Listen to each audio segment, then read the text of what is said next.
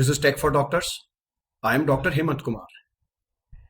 As health professionals, we are often required to make presentations to a medical conference, to the department journal club, to our hospital's board, our colleagues.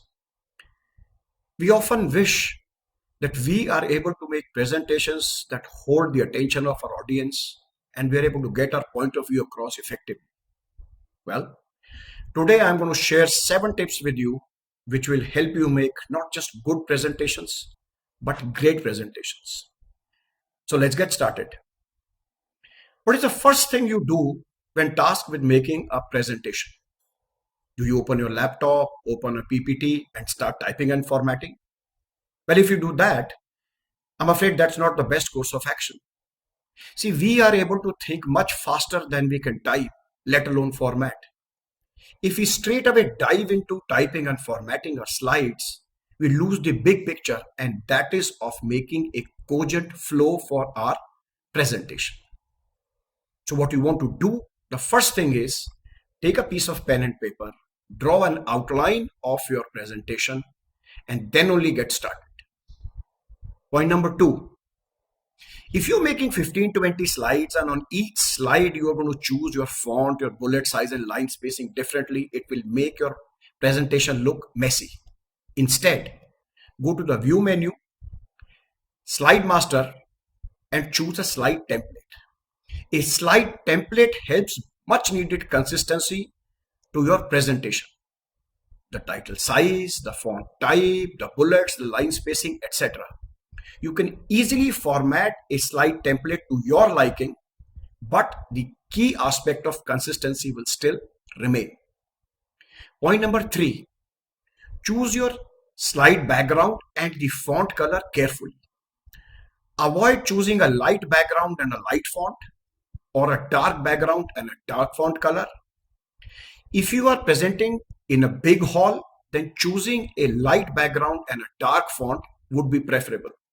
For a smallish hall, you could go with a dark background and a light font color. Do not put more than 3 colors on a single slide. When we are making a presentation, we are barely a foot and a half away from our laptop, and we often do not realize how small the font size is.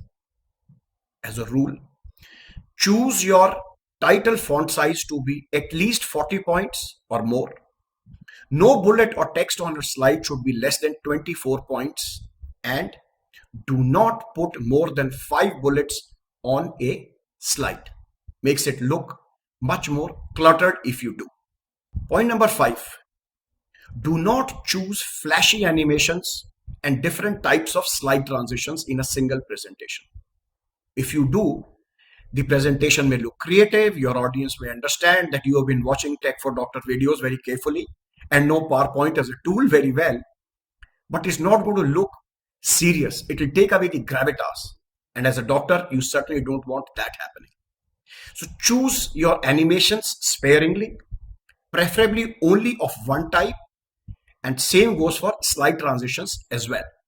Point number 6.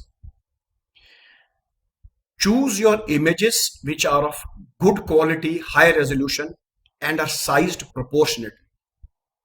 Nothing distorts a clinical image than being horizontally stretched out, vertically compressed, or a low resolution image which has been stretched so much that it looks pixelated.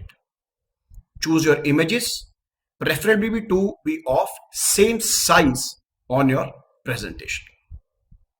And 7, a cardinal sin which you must never do. Do not read from your slides, because your audience can do that. They are there to listen to you, not for you to be reading from your slides. And never ever turn your back to the audience and read from your slides from the projecting screen. I hope you get the point. And a bonus tip. If you want this cool tech-related content coming to you quickly, subscribe to my channel. Remember to press the notification bell. I thank you for your comments and constructive feedback.